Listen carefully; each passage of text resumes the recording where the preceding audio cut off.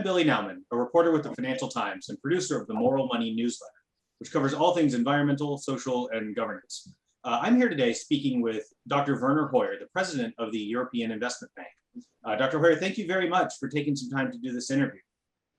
Thank you very much. Great pleasure. So today there's a lot of topics we want to get into. The EIB has been a pioneer in green finance, obviously launching, pioneering the first green bond back in 2007. So you guys have been at the core of kind of this developing trend we've seen in using capital, using private capital, EIB capital, whatever it is, to push forward a transition away from fossil fuels. But as we now enter, more than a year since the COVID pandemic began, I'd love to get your thoughts on kind of how the progress has gone on the need to decarbonize the economy has not gone away with the pandemic. But do you feel that the ambition of governments and companies and whomever it may be has sort of diminished in any way? And how have you approached, maintaining momentum on the transition to green energy while dealing with the pandemic? Well, to be honest, I have the feeling that the awareness of the need to act on the climate front has risen dramatically over the last 2 years.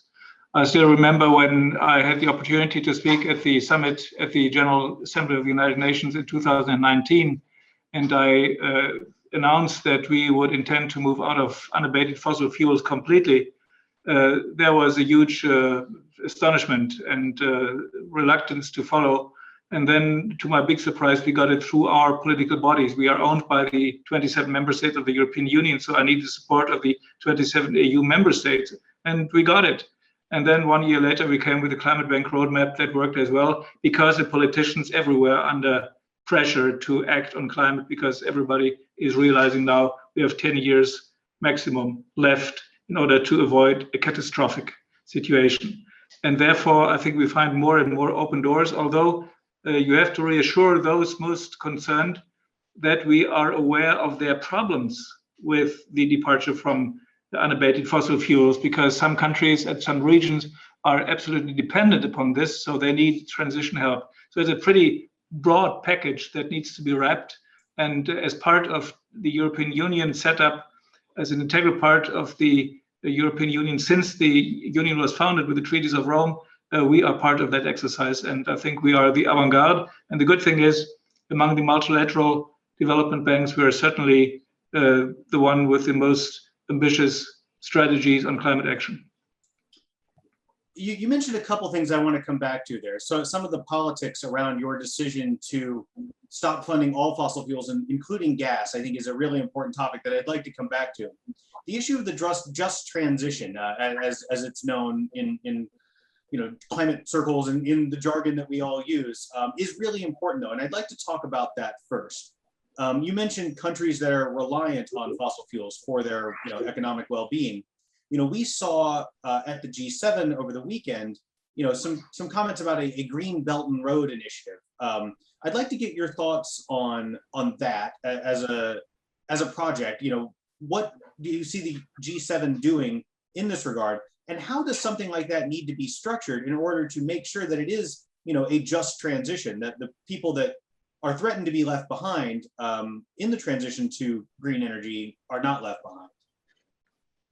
Let me start by saying you could hear a loud sigh of relief here in Europe in most quarters when we were able to observe or participate in a G7 meeting, which was able to set out some shared convictions and trends. And so the cooperation across the Atlantic is back, and including also some of the Pacific partners, and this is a great progress. So I think when beyond economics and energy questions and climate questions, the idea of the West, of the Enlightenment-based rule of law abiding Western democracies is back. And that's the very, very good news. And on this basis, we're able to cooperate very well with the United States. The conversation with John Kerry, who made me very, very, very optimistic that we can go that way together. Now in the UK this week, we saw that an additional dimension comes to it, that's China. And everybody who has been neglecting the Belt and Road Initiative of the Chinese for many, many, many years is now waking up, and all of a sudden we are talking about a green Belt and Road Initiative. I must say this is a little bit premature, but I recognize the strategic needs to come to a consensus about our relationship with China, but also with Russia very, very, very soon. But I would not try to support those who would like to try to undermine the ambitious climate objectives via the China dimension. So in an initiative, like in whatever shape or form a green Belt and Road Initiative, comes to be, what sort of considerations do the people making investments in emerging market countries what do they need to take into consideration when they think about the issues around a just transition? How can that be done in a way where it does not further exacerbate problems around inequality in particular? Well, this is very important, and we are a European institution, but we have a global outlook, and we are globally active. And we know that with the 10% contribution of CO2 emissions coming from Europe, we will not change the fate of the world. So we need to come to a consensus on the global level, and this is making considerable progress. Now we have a commitment to move out of, to go to a net zero carbon situation by 2050 with 50% of the world powers. And this will have followers, I'm pretty sure about that. And the good thing is, and we realized that during the discussions about our energy lending and the climate bank roadmap, that our argumentation is not based on wishful thinking or on ideology. It's based on sound economics, and that's what counts. Because, of course, if you want to invest into unabated fossil fuels, do it. But be aware that you'll have something on your balance sheet for the next 40 years that you would have to write off in 15 years, the latest. So the issue of stranded assets is the strongest argument for private banks to be very cautious there. And if you've read the letter, the CEO letter by Larry Fink, you can see that this message has arrived with the private sector. So it's high time that a public institution like ours, serving the purposes and objectives of the European Union, adheres to that idea as well. It is not ideology, it's economics. Absolutely, that's a great way to put it. I wanted to come back to something you mentioned earlier about phasing out fossil fuel lending, including gas, and the climate bank roadmap. When the IEA came out with their report a few weeks ago, saying that all oil and gas exploration needs to stop if we're going to hit the Paris Climate Accord, that certainly made decisions like yours look prescient. Obviously, it's something the scientists have been saying for quite some time, but to have the IEA come around, I think was a big deal. I was hoping you could, but with all that being said, there is still some controversy around gas in particular, gas and in green taxonomies or in whatever context it's being brought up in Europe.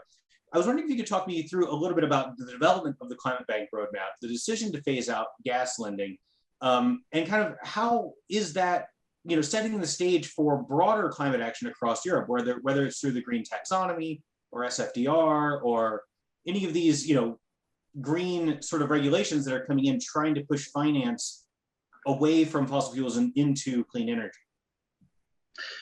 If I may, let me postpone the issue of the green taxonomy and the green bond principles for a moment. I will come back to it in a minute. Let me first say that it is not enough to say we move out of unabated fossil fuels. You need to have an idea how to supply the world with electricity and other sources of energy. We know, for instance, that the electricity needs for Africa will, within the next 15 years, increase by the factor of 5.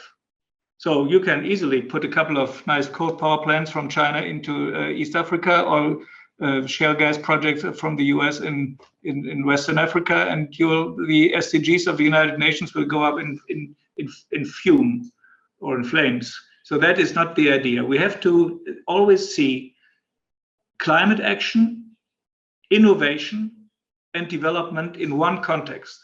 And this is why we are the climate bank of the EU, but we're also the innovation bank. And this is why I believe the whole thing can only work if we massively invest into new technologies. These technologies, to a large extent, are not available yet. We need to develop them quickly. And we Europeans have an edge on this, so we should have the ambitions to keep it.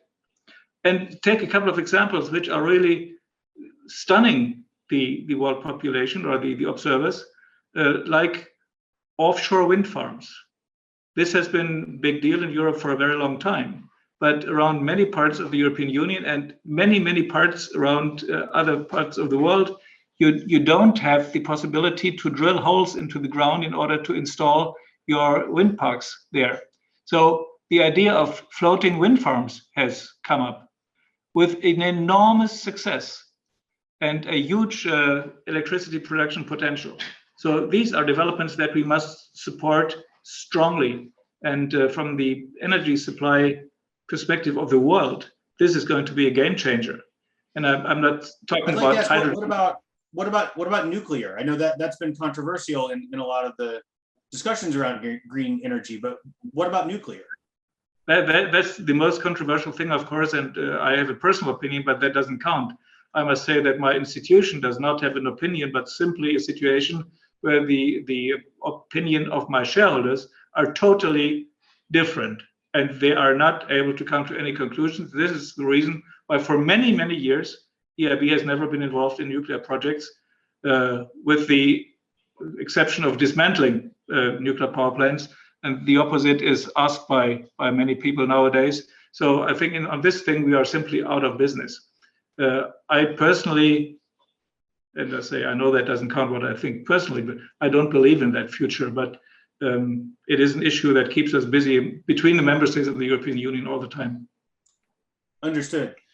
You mentioned you wanted to come back to talking about taxonomies and green bond principles. I'd love to hear your thoughts. Obviously, the green bond principles were just updated a few days ago to make them, have a bit more teeth to them around third-party auditing and stuff like that. Where do you see the state of green bonds and the taxonomy? This is a very important issue for us because we were the pioneer with green bonds in 2007. This institution has been the first bank in the world to issue green bonds.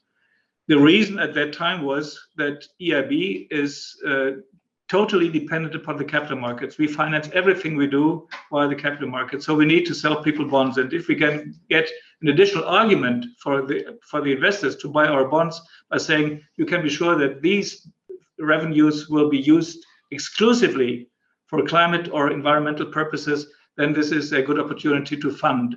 So we did that in 2007. And what was considered a lunatic idea at that point in time, it has turned out to be a huge market success, because also the attitudes of potential investors have changed completely over the last 15 years.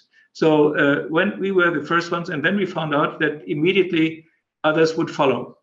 And then we found out that the investors are very keen to know whether what is labeled green really contains green. And therefore we came to the idea and proposed it to our partners in Europe and later in the world to come up with green bond principles. This is now the basis for something that we need to develop, at least in the context of the European Union, where we at least begin with it, with a taxonomy. Maybe the word taxonomy is a little bit dangerous because it reminds you too much of tax, which is never popular. But the basic Greek idea of order tax makes sense, because the trust of the investors, which is the key for everything we do when we tap the markets for funding, depends upon the transparency of these projects, sustainability and accountability, and last but not least, clean reporting, so that we can exclude greenwashing. This is the key thing. And we have managed that more or less well with the original green bond issuances for the future, where we also need to expand the idea of green bonds to other fields in the service of SDGs, Sustainable Development Goals of the United Nations. This is even more important. We need for the investors clarity, transparency, and accountability. Talking about greenwashing, we've seen a lot of movement on mandatory ESG disclosure or climate disclosure standards, more specifically, with the UK saying that certain companies will have to report to the task force for climate-related financial disclosures frameworks in the coming years. And there was a lot of talk about this among central bankers and also at the G7.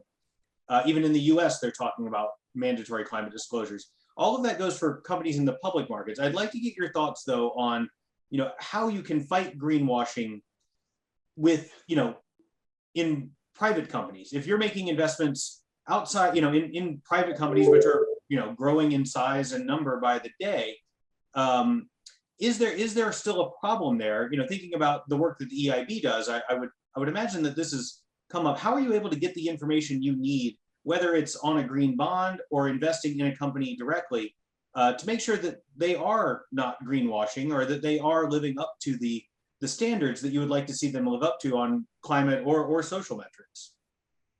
Well, you always run the risk of overlooking a sinner in this field, so cannot exclude that totally.